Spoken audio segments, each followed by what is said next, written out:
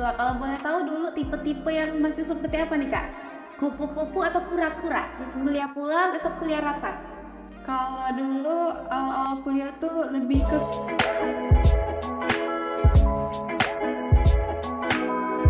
Halo kawan Unsri, selamat datang di podcast Ayo Unsri. Ngobrol seru tapi penuh insight khusus buat kalian yang lagi atau akan menghadapi tantangan di dunia pekerjaan.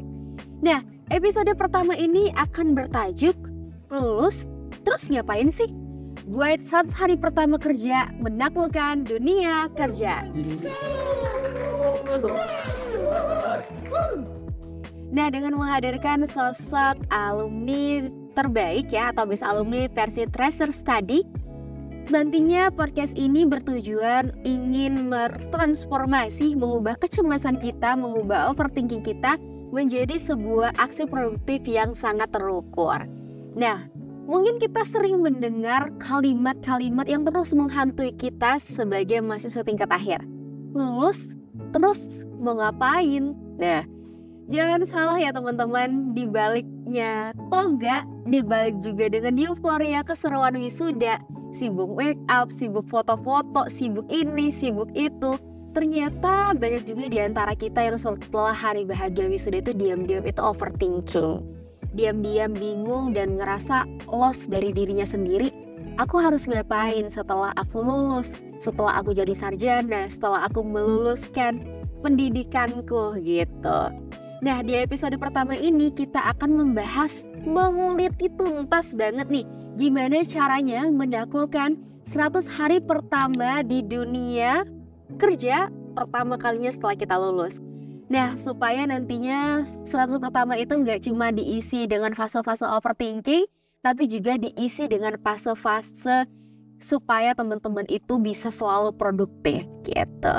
Dan tentunya di sini aku nggak sendirian. Aku sudah hadir bersama dengan sosok yang sangat menginspiratif bagi kita semua yang merupakan best alumni. Wow, luar biasa. Kalau udah best alumni berarti udah terbaik nih versi Tracer Study. Oke, jadi best alumni versi Tracer Study 2025 yang nantinya di sini dalam beberapa menit ke depan akan membersamai aku untuk berbagi cerita nyatanya mengenai bagaimana survive di dunia pekerjaan setelah beliau menamatkan studinya. Langsung aja, tanpa berlama-lama lagi, kalian semua pasti penasaran. Ini dia sosok inspiratif kita. Halo Kak, selamat siang. Selamat siang, sore, malam, pagi. Iya. Boleh tahu nih, kata orang kan gak kenal maka gak sayang, karena aku juga di sini mau menyayangi kakakku ya. Boleh nih kita kenalan dulu. Boleh, kenalin kakak ini Weni Wulandari, biasa dipanggil Weni. Kakak alumni dari matematika angkatan 2023. Angkatan 2019 tapi lulusnya di 2023.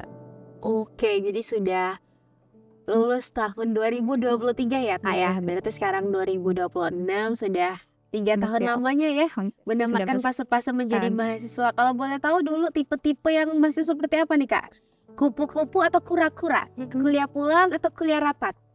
Kalau dulu awal kuliah tuh lebih ke kupu-kupu ya. Kupu ya. Terus kan? Tapi seiring berjalannya waktu tiba-tiba sadar kalau penting untuk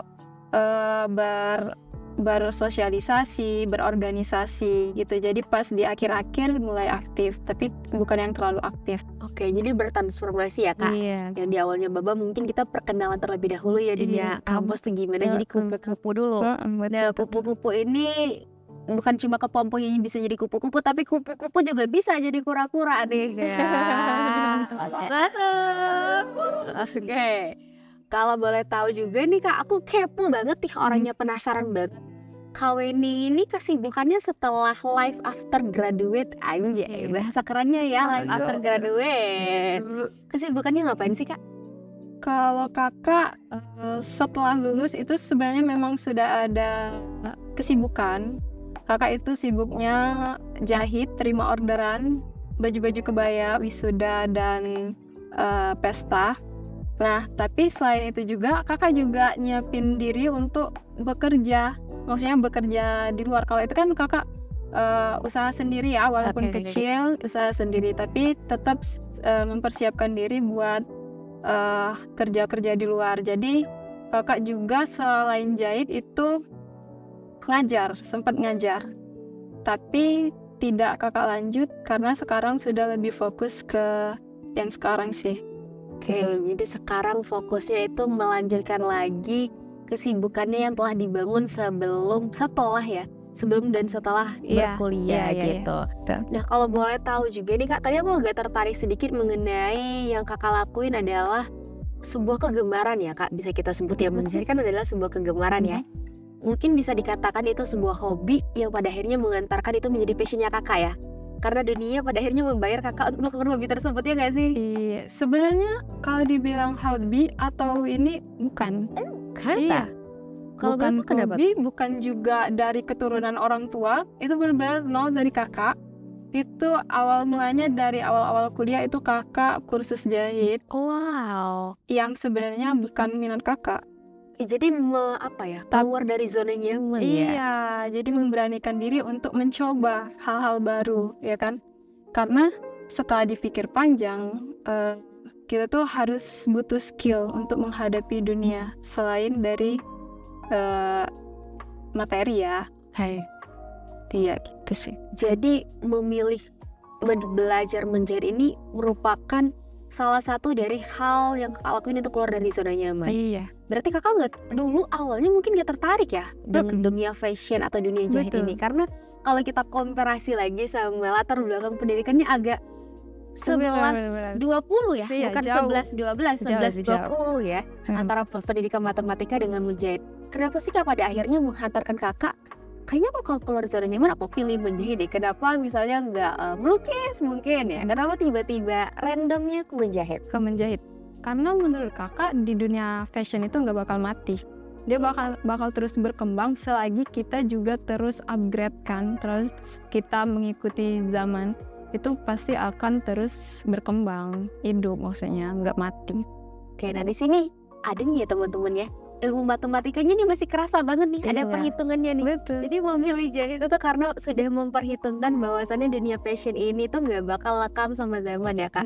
Selagi kita masih mau upgrade, selagi kita masih mau bertumbuh. Nah, dalam proses Kakak menyukai ya, karena dari awal kan nggak terlalu suka nih ya dalam bidang menjahit. Mungkin pada saat akhirnya jatuh cinta lah ibarat kata dengan dunia menjahit ini, ada nggak sih fase-fase berat yang dilalui atau langsung mulai suka langsung klop? Enggak dong, tentunya kita berjalan ya dari yang awalnya memaksa karena kita berani untuk keluar dari zona nyaman dan pada akhirnya baru mulai berdamai, artinya mulai suka dengan itu karena kita tuh kalau dipikir-pikir kita tuh harus berani ambil kesempatan.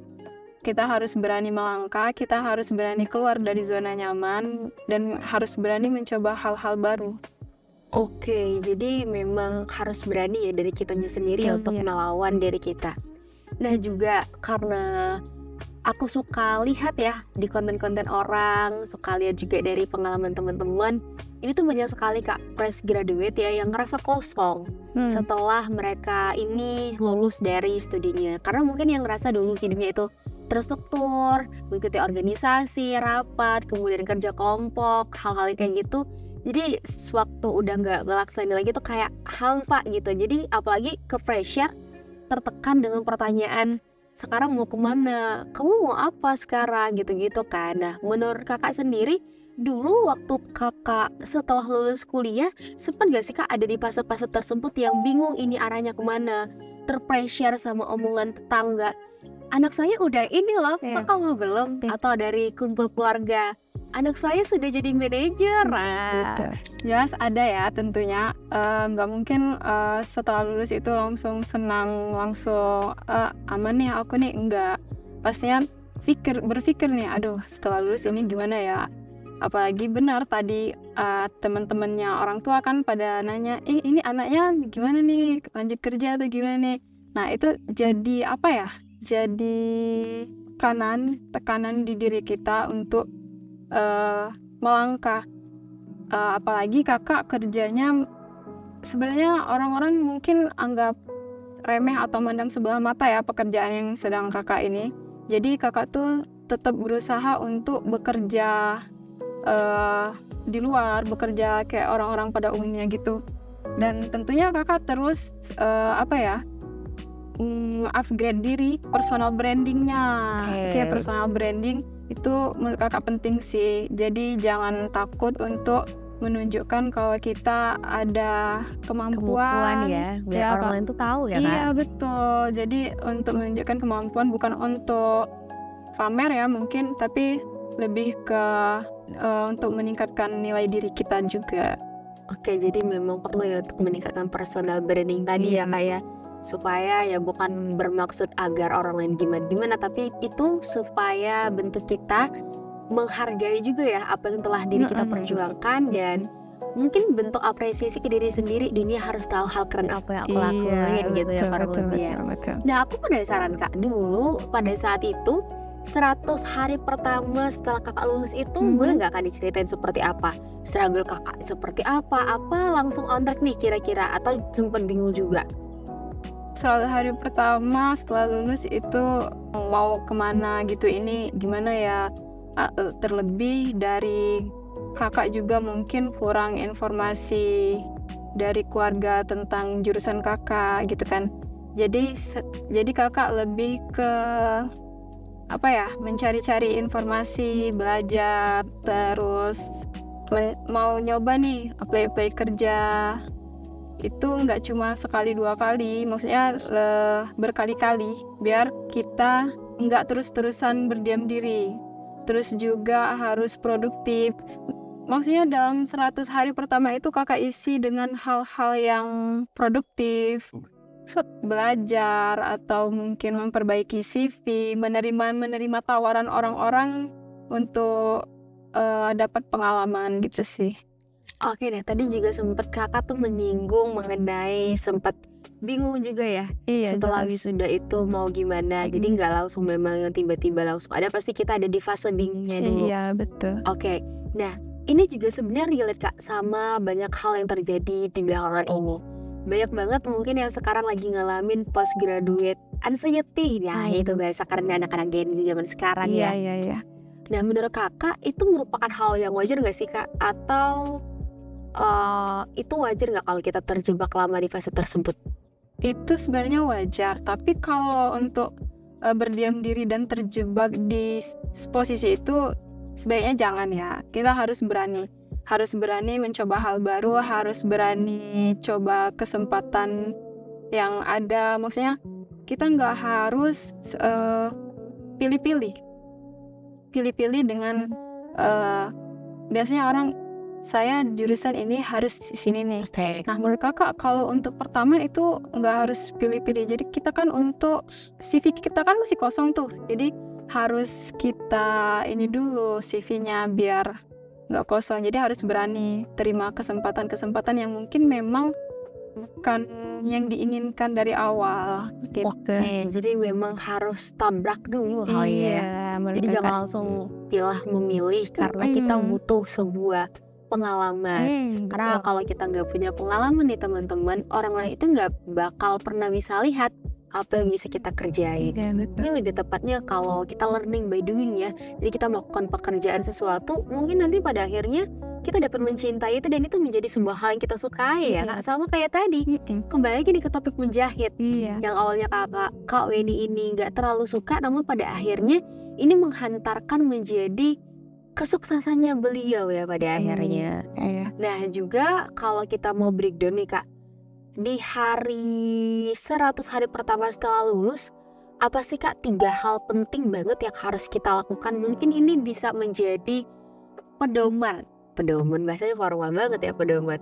Bisa menjadi seproit tutorial untuk para kita semua di sini yang akan menghadapi atau yang sedang menghadapi life after graduate.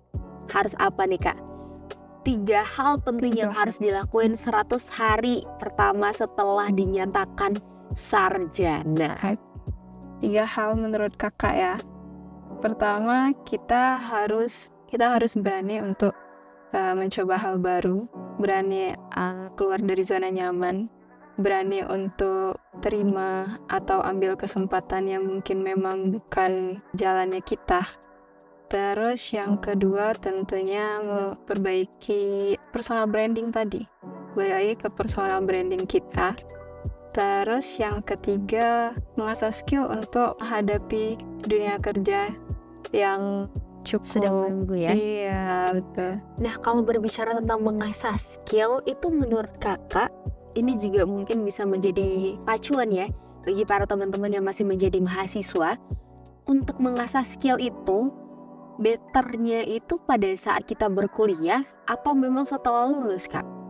Pada saat kuliah dong. Pada saat kuliah ya nih Iya. teman-teman, ini kunci tips langsung nih dari alumni. Jadi pada saat kita berkuliah memang harus banyakin lagi ya Kak mengasah skillnya, biar nanti setelah kita lulus itu bakal gampang gak sih Kak? Betul, karena jujur pengalaman kakak sendiri, kakak tuh sedikit menyesal Oke, kenapa tuh Kak kalau boleh tahu?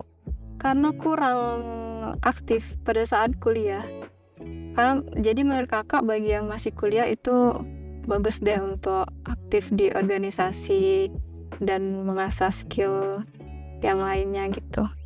Oke, ini jadi salah satu hal yang paling penting, mengasah skill ya.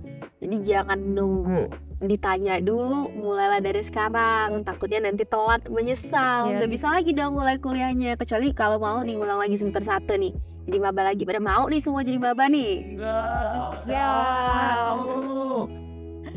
Oke, nah balik lagi Kak, kita tadi juga sempat menyinggung sedikit ya mengenai personal branding, dan juga mungkin personal branding ini merupakan suatu hal yang lumrah ya sekarang di dunia pekerjaan, karena persaingan kita juga semakin ketat ya Kak sekarang ya. Nah, menurut Kak Weni sendiri sih, seberapa penting lah personal branding ini dalam membangun karir untuk para fresh graduate ini, dan sebenarnya untuk personal branding ini bagusnya itu mulai dari mana? Karena mungkin banyak yang ngerasa, aku nggak tahu nih Kak mau bangun personal branding tuh kayak gimana, karena ngerasanya tuh belum punya apa-apa gitu. Iya.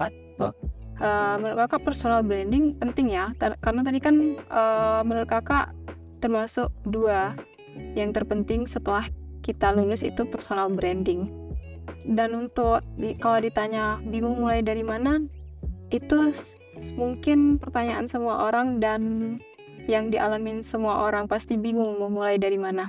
Itu kita harus mulai dulu, pokoknya harus berani memulai. Karena kalau kita nunggu nanti nunggu ini yang lebih baik lagi dari ini, itu dan ujung-ujungnya belum terus. Jadi harus berani memulai. Berarti harus berani memulai dulu, mau sudah ada bentukannya atau nggak ada, itu harus benar-benar coba untuk mulai dulu. Nah, kalau misalnya personal branding yang mereka bangun ini bukan ke arah ranah pekerjaan yang mereka mau, itu bagaimana Kak? Misalnya aku contohin kayak Kak tadi kan nggak terlalu suka menjahit nih, sampai pada akhirnya mencintai menjahit. Namun ketika dia memilih untuk membangun personal branding as a penjahit, tapi dia nggak suka sama hal itu, gimana Kak? Sebenarnya dari hal yang kita tidak suka itu lama-kelamaan bisa kita sukai dan nyaman setelah kita tahu ya, hal itu membawa kita jadi lebih baik lagi. Berarti selama 2023 setelah kakak juga live after graduate-nya, banyak sekali mungkin Kak Weni juga pembelajarannya, cerita-cerita panjangnya setelah lulus kuliah. Pernah gak sih Kak kayak Apple itu bisa yang banyak banget gitu tapi nggak ada panggilan, itu bikin down gak sih Kak? Oke. Kalau kakak sendiri ya sempat apply lamaran itu lumayan juga, dan ya benar belum ada yang nyangkut. Itu jujur bikin down. Tapi menurut kakak kita harus terus optimis, nggak berhenti sampai di situ. Berarti kita harus memperbaiki diri lagi, memperbaiki CV lagi, balik lagi nih ke skill dan personal branding lagi. Jadi never give up ya Kak, selagi masih bisa. Mungkin selagi masih ada nyawa ya di tubuh ya, harus selalu berusaha. Nah, dan juga kalau pada saat di posisi tersebut, itu cara Kak Weni untuk bangkit itu gimana Kak?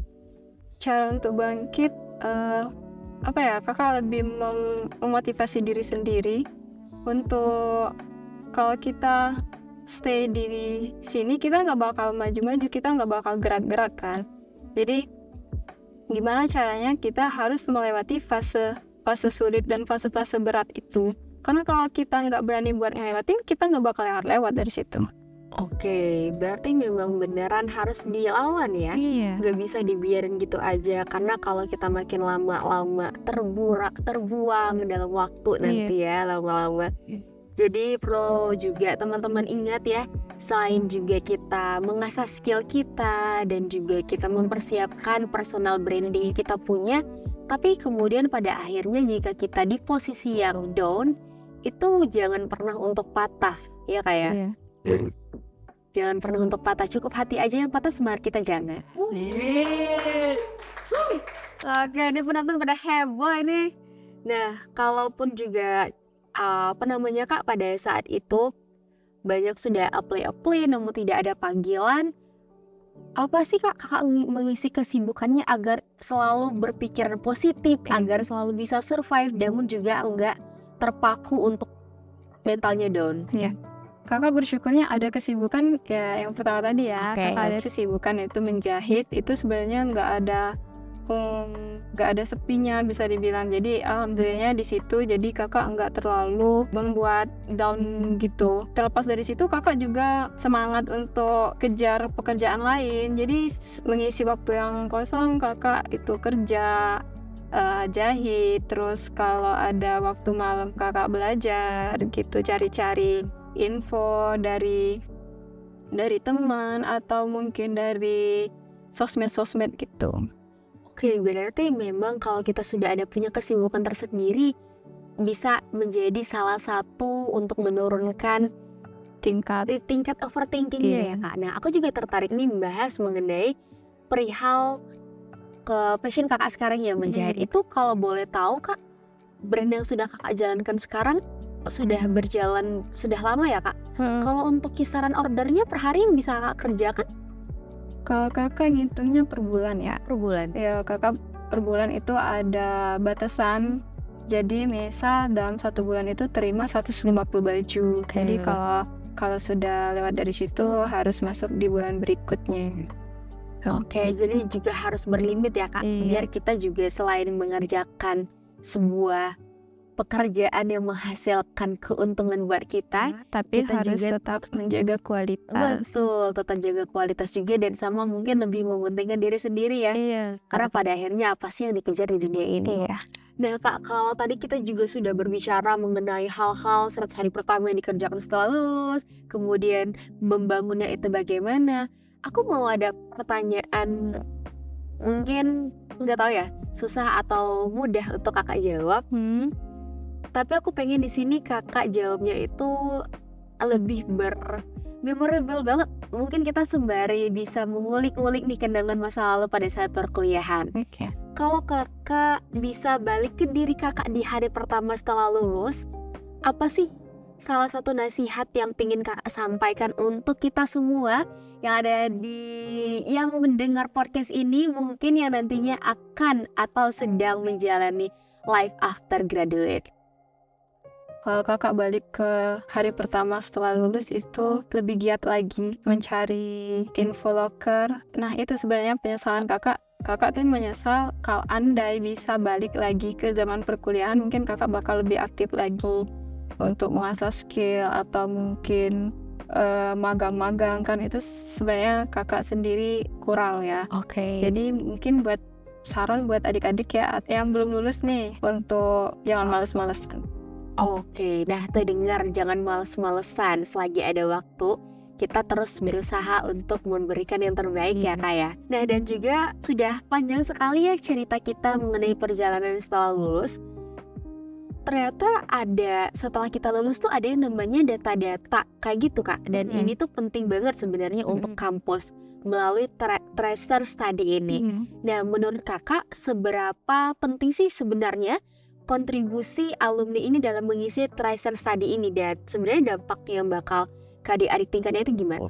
Menurut kakak penting ya, penting untuk data dan juga untuk adik-adik tingkat jadinya tahu, oh di sini nih, oh kakak tingkatku ini nih gitu, biar jadi tahukan untuk kedepannya gitu. Oke, jadi memang perlu ya ada yang namanya tracer study Iya. di setiap kampus-kampus ini agar data-data penting ini dapat tersimpan dan juga kita sebagai calon ataupun yang sedang menjalani life after graduate ini dapat bisa melihat ya dan berguna nantinya Iya. untuk perjalanan karir kita ke Betul. depannya gitu. Luar biasa banget ya Kak insight kita pada hari ini. Semoga teman-teman yang lagi menonton, para kawan-kawan Unsri bisa ngerasa lebih tenang lagi, bisa ngerasa lebih rileks lagi, jauhin aja overthinkingnya karena ternyata fase-fase yang kayak gitu tuh gak cuma terjadi di diri teman-teman, tapi mostly hampir kita semua Iya. yang menghadapi life after graduate ini mengalami fase yang sama Iya. gitu ya Kak ya. Dan 100 hari pertama itu teman-teman bukan patokan kita untuk selalu langsung sukses, karena setiap orang pasti memiliki garis startnya masing-masing. Jadi kalau yang udah ditanya 2 hari setelah wisuda atau 1 hari setelah wisuda habis ngepost foto wisuda di SG-nya udah ditanya kerja di mana? Gimana tuh? Gimana tuh? Udah dapat di mana? Gajinya sekarang udah berapa? Masih nganggur ya? Padahal baru 2 hari loh wisudanya. Itu maksudnya mau apa sih menurut mereka itu? Oke, jadi itu jangan pernah kalian takut lagi menghadapi pertanyaan-pertanyaan yang seperti itu. Kalau dapat pertanyaan kayak gitu, tangkap terus orang kita lempar, jangan dong. Oke, dan teman-teman kalau dapat pertanyaan-pertanyaan kayak gitu, selalu tenang dan mulai berani aja. Berani untuk membuka dirinya, berani untuk belajar hal-hal baru lagi agar dapat menjawab pertanyaan-pertanyaan itu dengan sesegera mungkin melalui aksi nyata yang telah teman-teman lakukan. Terima kasih banyak juga untuk Kak Weni ya yang telah meluangkan waktunya untuk berbagi ceritanya, menginspirasi kawan-kawan Unsri yang menonton di sini. Untuk kawan alumni Unsri, jangan lupa untuk terus produktif, tetap upgrade diri, dan jangan lupa untuk menginstal I Am Unsri. Nah, menginstal I Am Unsri ini dapat teman-teman lakukan melalui Play Store dan juga di Apple Store. Aplikasi ini dikhususkan untuk mahasiswa Unsri dan juga alumni Unsri agar nantinya kalian ini bisa dapat melihat informasi yang sangat lengkap tentang job fair, kampus hiring, dan juga rekrutmen lainnya. Dan pastinya kalian juga bisa melakukan dan juga berkenalan dengan jejaring-jejaring alumni kita yang tentunya sudah luar biasa sekali berkancah karirnya di luar sana. Dan jangan lupa segera download di aplikasi I Am Unsri dapat melalui Play Store dan juga di App Store. Kalau Kak ini ada apa nih? Kalau dari kakak, untuk teman-teman yang mau wisuda atau yang udah wisuda, jangan lupa untuk register di portal karir Unsri di alumni.unsri.ac.id, karena di portal tersebut nantinya teman-teman calon alumni dan fresh graduate bisa melihat info-info dan pelatihan soft skill lainnya. Nah, itu teman-teman. Jangan lupa untuk isi portal karirnya di melalui Tracer Study dan jangan lupa untuk di-download di Play Store maupun di Apple Store. Salam, I Am Unsri. Aku Rifda Arifah, pamit undur diri. Sampai jumpa di episode selanjutnya dan selamat menaklukkan tantangan di dunia kerja.